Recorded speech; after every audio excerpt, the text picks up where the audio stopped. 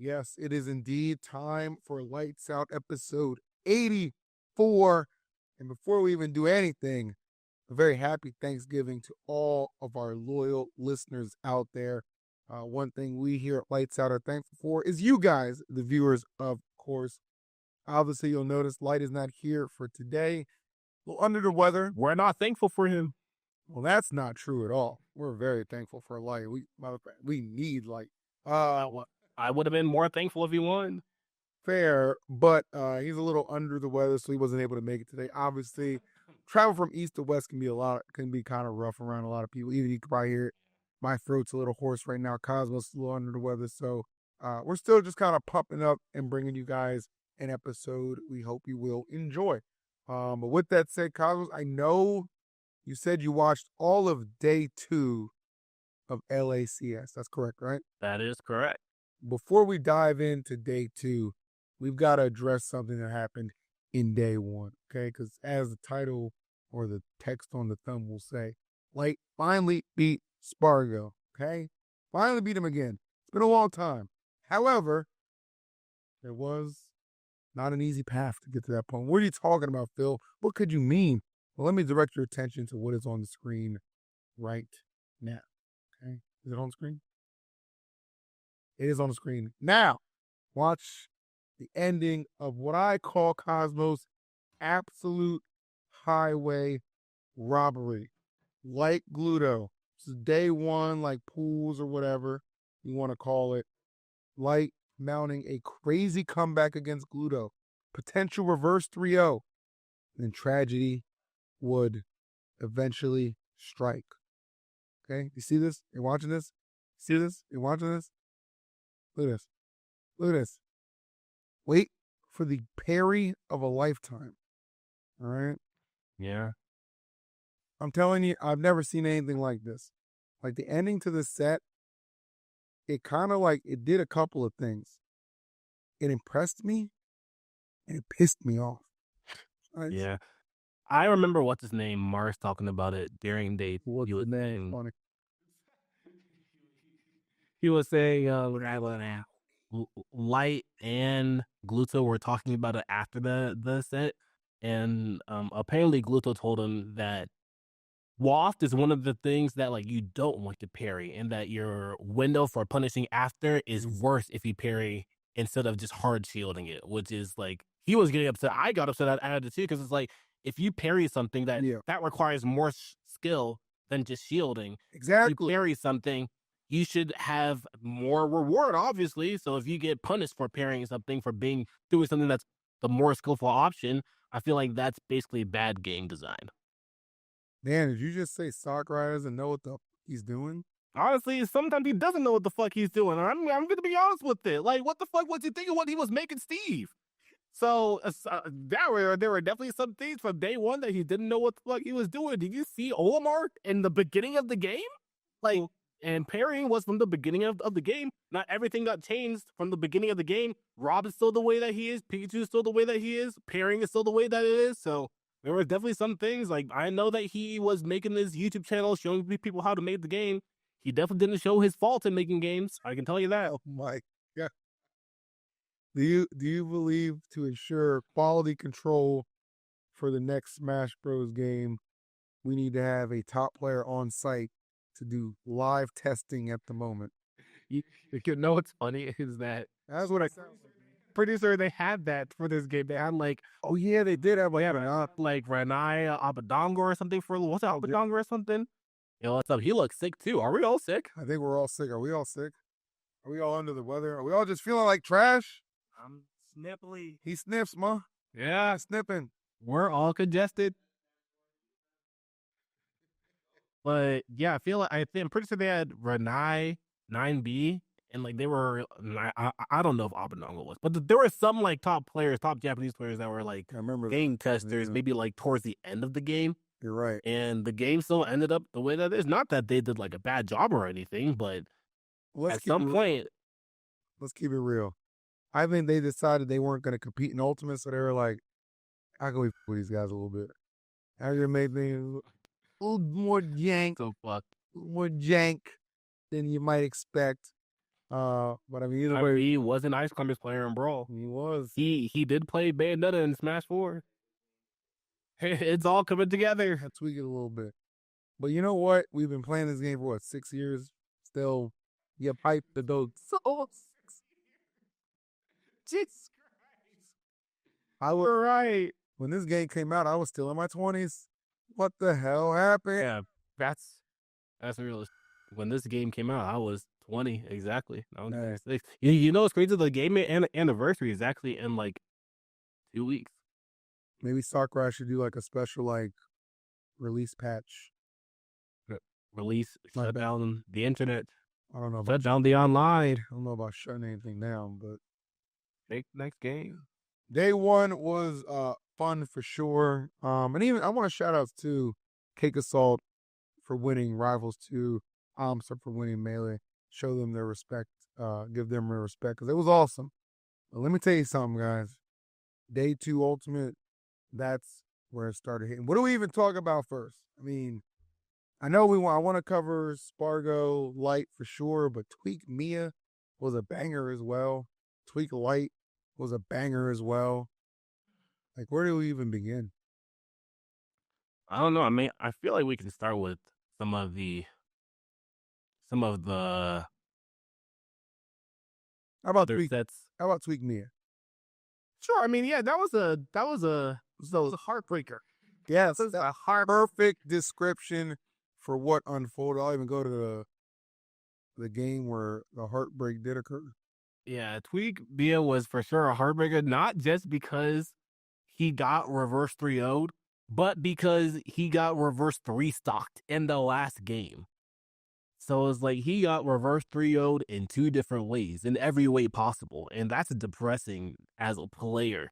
And that's depressing as a spectator to watch your, like, obviously it's probably like a lot of American players are watching and are watching them play against like one of their best players, most hyped players to watch play against, a foreign Game and Watch player. If then later and call him foreign invader Game and Watch player. At some point, you have to explain it exactly what it is. He's a Game and Watch player. He's foreign and he's invading our country, and he is honestly invading our souls, taking Tweak out like that. So that's like at some point I was like having a lot of faith for the tournament.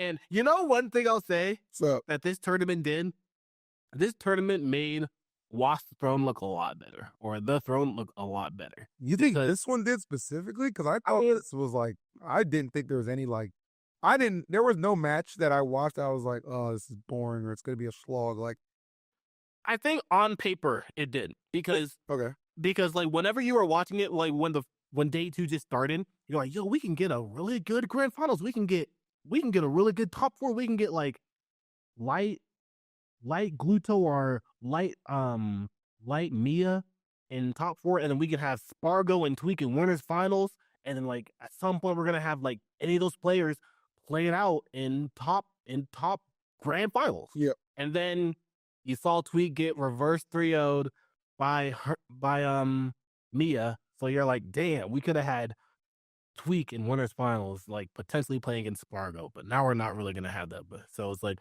well, at least we can still have Spargo getting to grand finals and seeing who is gonna like try to take him out of his throne from he just won the throne. He won the last tournament, Dope Park on the ground, so we can see him in grand finals, like see if Light can get to him, Gluto can get to him, Tweak can get back to him, and then we see Gluto taking it over Spargo.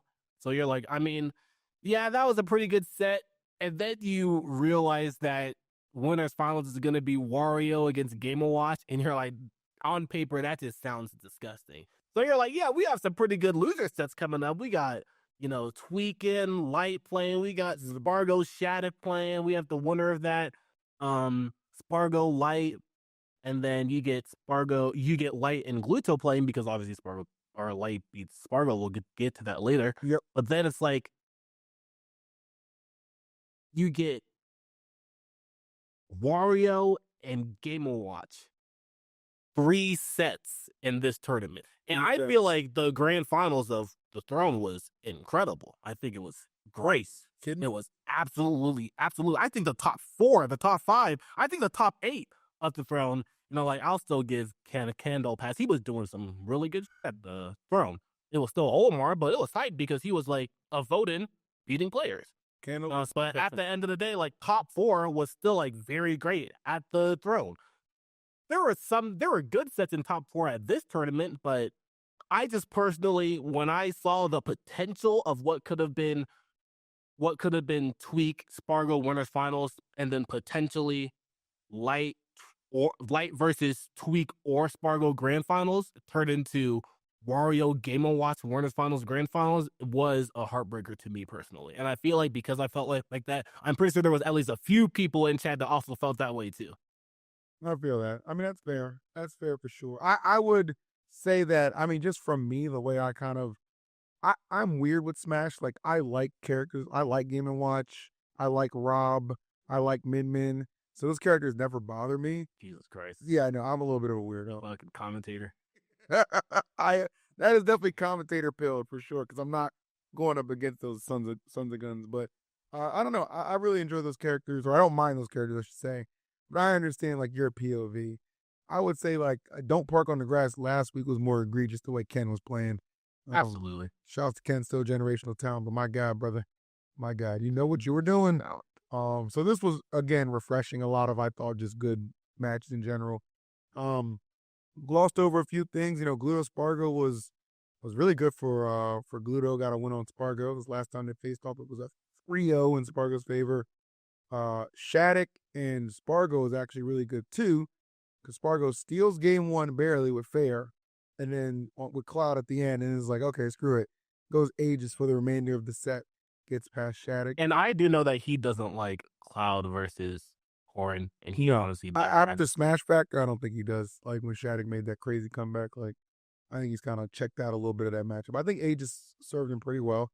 And then we had another kind of main event bout, which I will put on the screen for you guys. We're discussing this one. Tweak and Light, boy, I tell you, every time these two face off, it is a straight up classic type of deal. And I felt bad for Tweak, man, because Tweak should have been in winners finals. Like, he shouldn't. He did, admittedly, he kind of pulled what he did at Cirque 4, where he was up on Mia and then got reverse 30. That doesn't typically happen to a player of Tweak's caliber because he's just so damn good. But it did happen this time, and it was unfortunate. So he had to fight Light, who was in losers as well, thanks to a loss to Old Boy. And yeah, I mean, it was a good set. It went game 5, as you would expect. But Light did end up taking it. Do you just think Light always has this thing where he's talking about, my ego wants me to do this. My ego allows me to do that.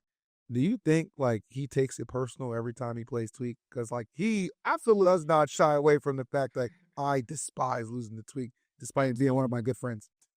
Yeah, I feel like, I mean, they are very, very good friends, and honestly, they're like, I will also say, or I guess the way I would explain it is they are also partners in crime, because they want to like prove that USA can be the best region. Damn right. They always want to be the invaders. They always want to be the French players whenever, or the European players whenever they come, the Japanese players whenever they come, or the Mexican players whenever they come. But also with that partnership also comes the rivalry of, I want to prove that I am the best player in the US. And I know they know that there's other competition, like, sometimes there's Zamba, there's always Shattuck. Shattuck was honestly like the best player in the US for a while. Yep. There was who else was there? There was sometimes there was the Buzz, who was very consistent too. But at the end of the day, I know like in both of their minds, they're like, we've both been top 10 for like the longest time. And like we've both been like the best in the US for the longest time. Yep. Like people have come up, people have come and go, and we've always been here. So like I want to prove that like I'm better than you, and I am going to be the best in the US for the longest amount of time. And I know that's what Light thinks, and I know that he takes it personally. So every time he loses to Tweak, he takes it personally. He actually studies and like wants to like find out how to beat Tweak, and then next time he'll make sure that like whenever he plays against Tweak, he uses that passion in order to beat him next time. And one thing I know about Light, whenever he plays against Tweak, before he plays Tweak, he always knows if he's gonna win or lose for some reason. And he always tells me like, yeah, I'm not feeling confident this time, and then he loses. Or yeah, I'm definitely gonna win this time, and then he actually wins. And it's always true to what he says, and I'll be completely honest with that. He always knows if he's going to beat Tweak, if Tweak is playing better than him, if Tweak has figured out something about Fox for that moment, or if he has figured out something about Diddy Kong for that moment. So I think him knowing that and him wanting to always beat Tweak and him being in the phase that he is right now where he wants to actually be the best player, not just in the US, but in the world. I feel like that's going to give him the edge over Tweak for a very long time because he's not just trying to beat Tweak. He's trying to like make sure that he's better than Tweak and better than everybody else. I think that's very well said. And honestly, again, not a slight against Tweak. That's our boy too, nothing but love. But it doesn't feels like it's like we're in like a wave right now where it's like Light definitely has his number, and has been consistently winning these last couple encounters as shown right there on the screen. Two the best in the US. So every time they get to battle it out, Like, it is yeah, Light is more consistent than Tweak right now, yeah, but he is. Tweak has like won tournaments. Oh yeah, Tweaks. I mean, Like Tweaks champion. Light hasn't won a major this season. He's got Invitational, but he's got a couple second places too. Oh yeah, you're right too, X, because like Invitational wasn't A tier. It was A tier. It was A tier. Yeah, so Wait, yeah, a Tweak Light hasn't won an S tier. Tweak has won an S tier. I'm pretty sure. Yeah, let's cheated. make moves Miami. Yeah, so Tweak won an S tier, and like he's like done pretty well this season too. But he's also like gotten like 7th. I think there was a tournament. I think they both didn't do too well at SmashCon, but that was Supernova. Yeah, I think Tweak got 9th and Light got 13th. So yeah, Supernova. Sorry. Yeah, there's definitely been some ups and downs for those two. Yeah, but at the very least, like towards the later half of the season, Light has been killing it, where he's been getting kind of consistently top 3, top 4 at any tournament that he's been going to. I would absolutely agree with that. Killing so much to the point where he finally got a victory over Spargo, and what it feels like it's been for freaking ever. Those two matched up in loser semifinals, and I found it to be one of the most entertaining matches of the tournament. And it's always, I'm Spargo's my boy, Light's my boy. So, for me, I get to just kind of watch and commentate like as just a true fan of both. You know what I mean? Yeah. I'm gonna be honest. I think I saw it in one of the last podcast's YouTube video comments. I saw someone said that Cosmos had a more recent Spargo victory than Light did, and I'm pretty sure he saw that comment and took it personally. I'm saying it now. Brody was not having it. That is actually hilarious. Not like in a negative sense. Like Light is somebody he'll find motivation anywhere. Yeah, and use it as fuel, and I think that's great. And this set was really cool. One stark difference I liked between this set and their set at Throne was Light just willing to not just play on one stage being Smashville. I liked that we saw Town and City a lot here. Honestly, I think it might have only played on Town. I'm not sure. Yeah, I think it was skipped it with Seb. That change in stage was one of the things that Light did say was the advice that Void gave him.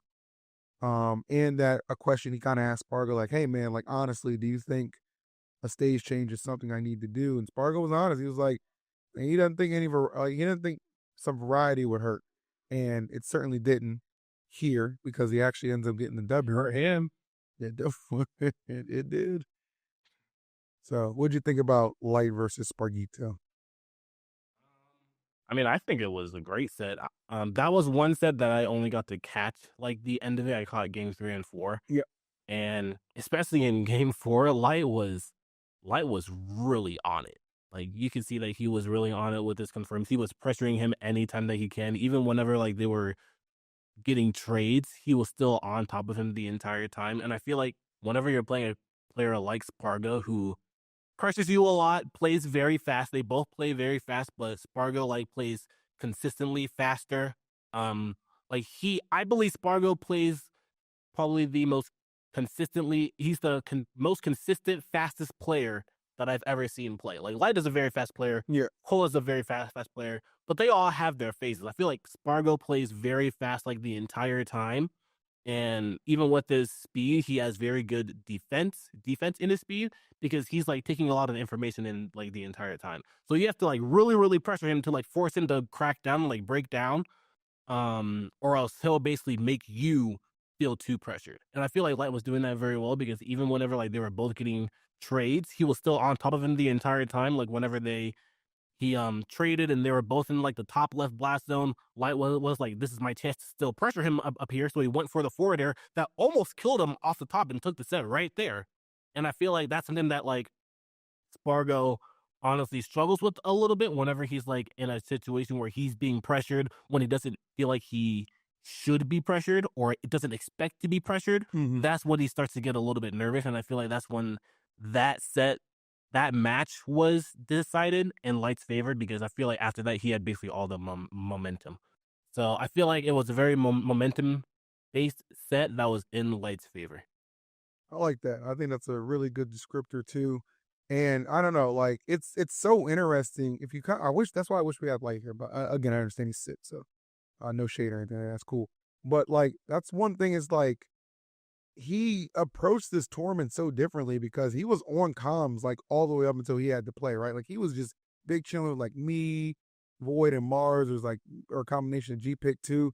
Like he was just big chilling, and I almost felt like he played just so relaxed. It powered him through. It was kind of crazy to watch. I mean, it was by his standards against somebody like Spargo, pretty decisive when you win 3-1 over somebody who's had your number for quite a while now. That's just crazy. So I'm curious to know if he's gonna like take that approach to like the next huge tournament he goes to. I know there's not too much left in the season that some people will probably find worth their time to go to, but nonetheless, very interesting approach to this and yielded some great results as seen right there in the pop off too. He was excited. Yeah, he was here and there. Yeah, He was that excited. when he was shaking Spargo's hand, like, or getting ready to shake Spargo's hand, he just wanted to shake it as fast as possible so that he could pop off. But yeah, the thing about Light is that like whenever he is like at tournaments, obviously like the environment at a tournament versus an invitational is like completely different. You know, it's more easier. It's much easier to be laxed or feel laxed at an invitational than at a like open bracket major tournament. So true. But the thing is, like, even at open bracket major tournaments, for some reason, he does feel like, obviously, at the invitationals, he feels like he can get a lot of practice and he can get better and play with a lot of the top players because, like, there's usually only top players there that are playing. Like, there's no other people bothering him. So it's like, yeah, this situation is for us to grind, essentially. But at majors, he's basically like, yeah, I just want to play all the time. I need to play all the time. I need to, like, make sure I'm keeping up with everyone. And I feel like he is kind of stressing himself out, maybe I'll say, because he's like basically playing all the time.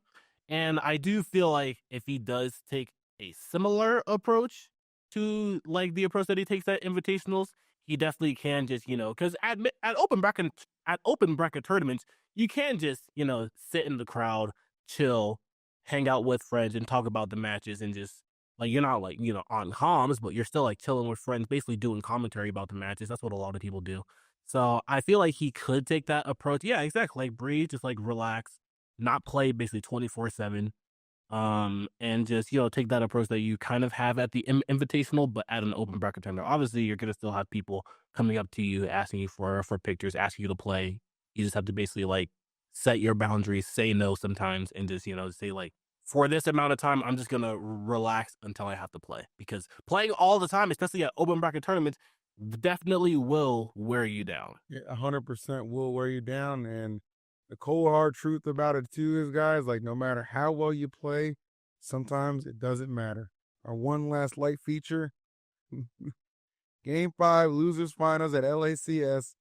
Look at this lead that Light has amassed over Gluto.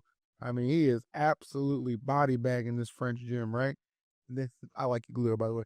But then, as per usual, Wario does. Oh, that might have cost Light right there. Like missing that down smash at the right side of the ledge after Nair. Oof, that was tough. I don't know if there was like a better I mean, or honestly, prediction, it was but it was kind of it was kind of greedy. He really just wanted to kill him there. Like he at that position, he usually doesn't go for that, or he goes for the forward smash. But he wanted to cover everything, even though he knew that he couldn't. Usually in that scenario, he'll just go for for the reaction up smash. But I guess he just really wanted to end it there and just move on to the next set. well, either way, Gluto gets the win there. Pops off. The Frenchman takes out Light and advances to Grand Finals. And I know you were not a big fan of this Grand Finals. I mean, I was surprised that Gluto took a set. Yeah, you know what? That's kind of what I was thinking. Because if you watch Winners Finals, guys, it was an absolute shellacking, like a straight mollywhopping. Was not particularly close at all. But Gluto, to his credit, boy, I'll tell you, this is why this guy is so revered and respected by his peers. He just gets done. Okay? Like, that's the best way to describe Gluto. Somebody who just gets done. All right, loses game number one, you're kind of thinking, like, all right, well, this one's, going to be a 30 and a handshake. But no. No, not LSA Gluto. The Frenchman. The voice is too much? No, it's honestly perfect. Okay, Chris. Game & Watch versus Wario, though. It's kind of funny. So where this venue was actually where Scuffed World Tour was. And the first time Mia and Gluto ever fought was at Scuffed World Tour, 2 years ago at this point. And Gluto did defeat Mia 3-2 there. So it was kind of crazy that they ended up together here on these hallowed grounds. And Mia really got kind of greedy in a lot of these offstage situations. It kind of cost him a couple times the up B from Gluto inadvertently finishing off and kind of keeping him alive and dragging him through enough games where we actually did get a reset. Despite what you might think, it was kind of crazy that it actually went to that point. Yeah, I mean, I feel like set two. I feel like set two is essentially how I thought set one was going to end up going. So I was pretty surprised that set one went the way that it did. But I feel like Gluto also just, like, if he saw the way that he beat Light and saw how he looked whenever he beat Light, he was honestly surprised too. So I feel like he had a lot of momentum going on after he beat Light. And like obviously, whenever you beat someone like that and you're playing Wario, you have a lot of momentum. You feel very, very good about it. And whenever you win or lose a set going into grand finals, that's the luxury that you get. You don't have to warm up. You feel warmed up. You're on fire, and like basically you're finding someone that's been waiting for a very long time, and they're cold essentially. They are indeed. But Mia would heat up in the next set. I think he took it 3-1. I'm watching right here. I think it does end 3-1. So credits to Gluto. I mean, Gluto, he's had a little bit of a rocky season for sure, but he got some really clutch wins here at this B tier event to get himself second place. So Spargo and Light. Yeah, that's really, really solid. And I'll just put it on screen. Light twice, actually. Yep. 4 results right there. Mia, first place, Gluto second. Light third, only losing to Gluto, followed by Spargo, Tweak Shattuck, Mars, and Louis Money. So that, ladies and gentlemen, is our LACS roundup. A lot of great matches for sure. If you got to watch it, man, I'm sure you were entertained the whole time. It was really fun doing commentary there. For Rivals as well. Like I said, I enjoyed Rivals. Shouts to Lud and Off Brand for putting that thing together. Melee too. Cosme, yep. Amsa. Shouts to Amsa, who came back from the hotel when Mia made grand finals because he thought Mia would need a translator if he wins the event. Came back on his own volition. What a goat. What a homie. Yeah, that was great, actually. Yeah, if I had to guess, I would say Amsa must have got a message that he could hear and decided to take advantage of that. Would you agree with that, Cosmos? Oh, I will agree with that. I can hear you loud and clear, bro. I hear me loud and clear. You damn right you can. You know why you can hear me loud and clear? Because our friends at Turtle Beach, oh boy, let me tell you, they are back at it again with the support for the podcast. And guess what? We want to pass that support and those savings on to you. Today's episode is brought to you by our friends at Turtle Beach, the #1 brand in gaming headsets and accessories. Turtle Beach doesn't just have amazing headsets, which I'm wearing right now. They have every gaming accessory you could ever want, and they're all high quality at prices that don't break the bank, okay? We're gamers, we're broke. We need that affordability. From flight and racing simulators to controllers, keyboards, and mice, Turtle Beach is the ultimate gaming cheat code.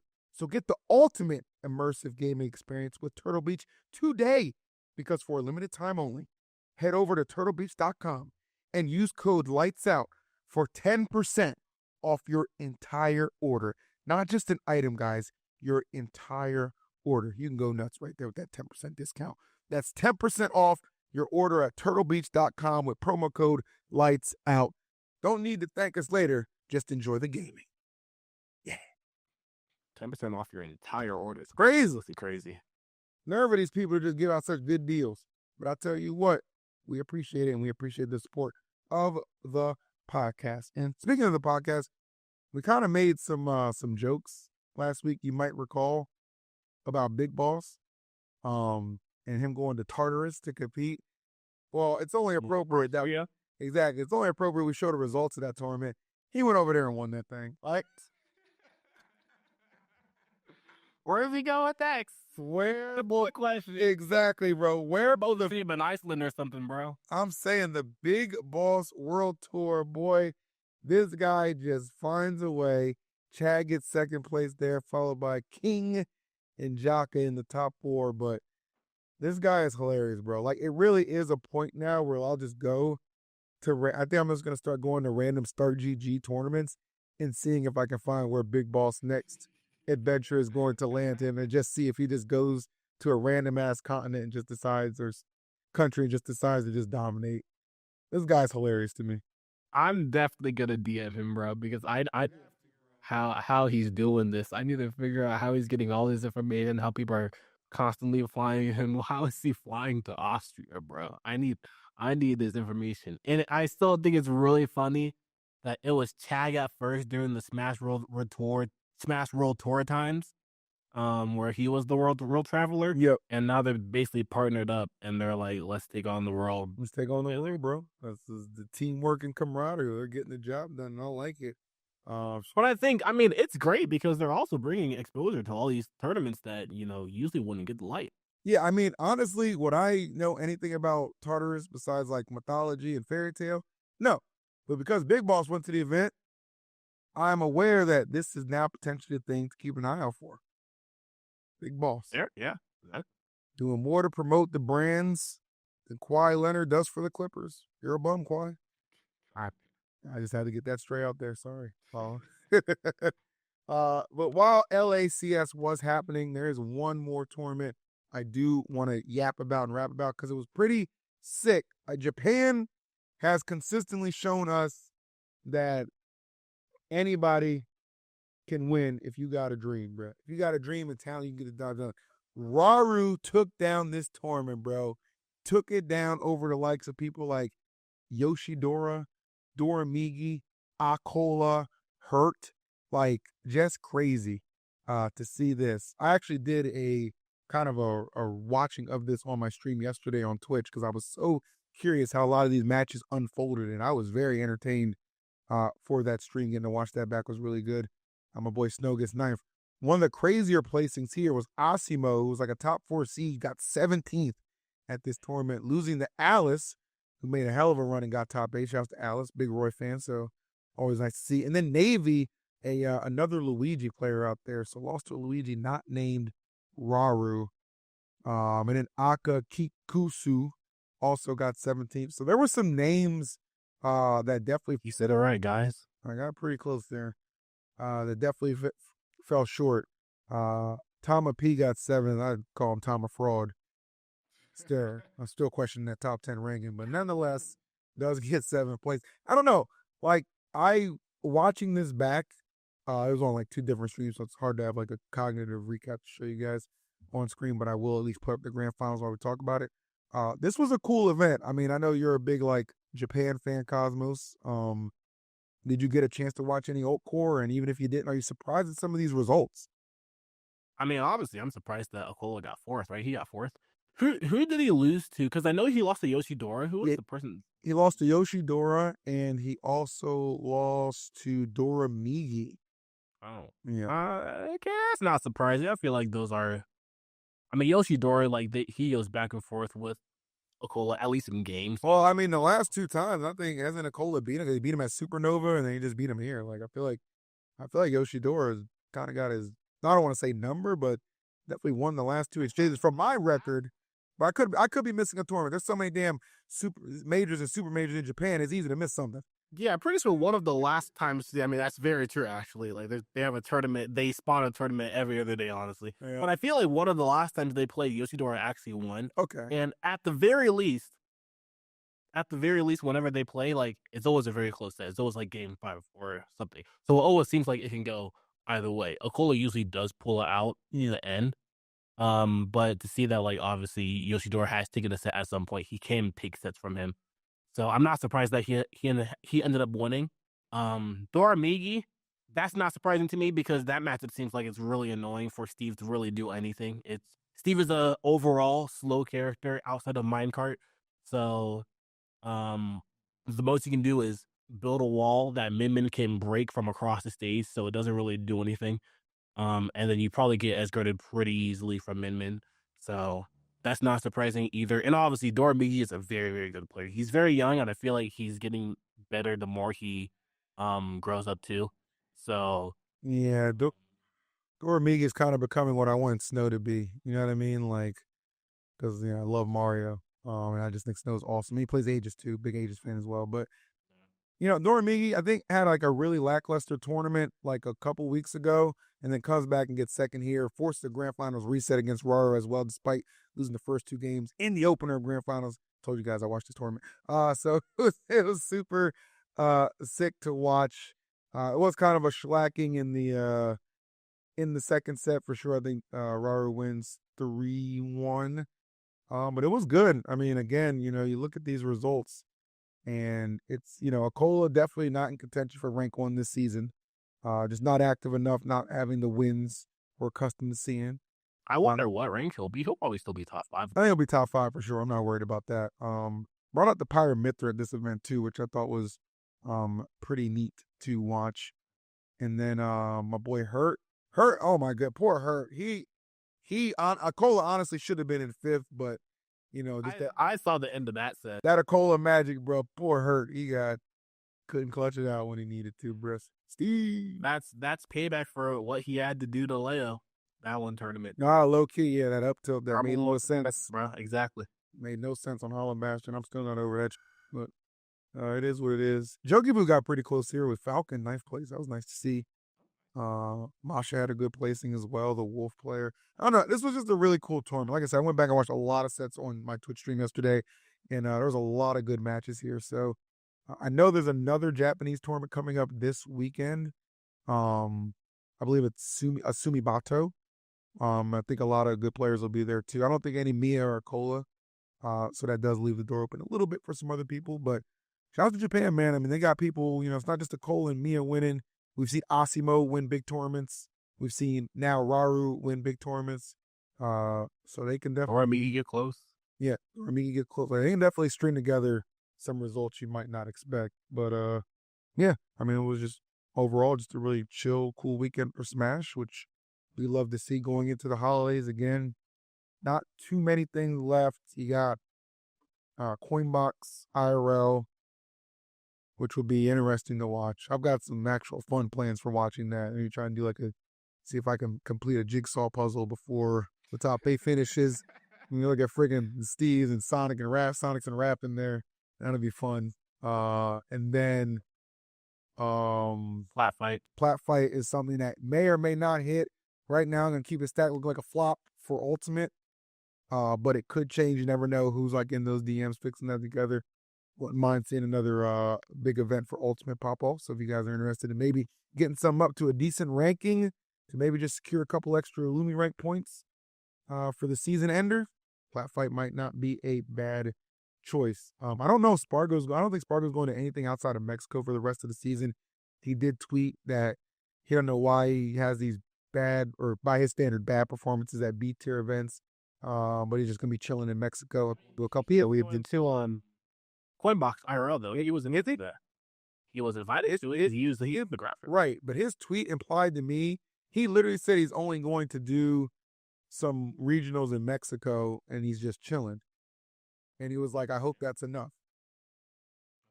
So I don't know if he's still going to Coinbox. After seeing that character roster, I want to blame him if you didn't want to go either. Did a literally double Sonic, double Pikachu. It's rough. Bowser Jr., King K. Rool, Omar. I wouldn't blame him if he didn't want to go to that tournament. Yeah, that's fair. And I don't know like how his Randub experience went. I'm not gonna call out anybody. There is a gambling epidemic in this community, and its name is Randubs.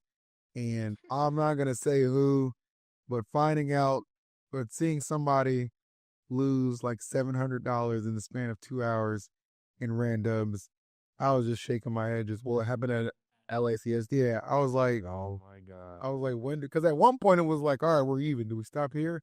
They didn't stop. They did not stop. And yeah, I don't. Randubs is crazy. Do you play Randubs? I don't. I never have. You're a smart guy.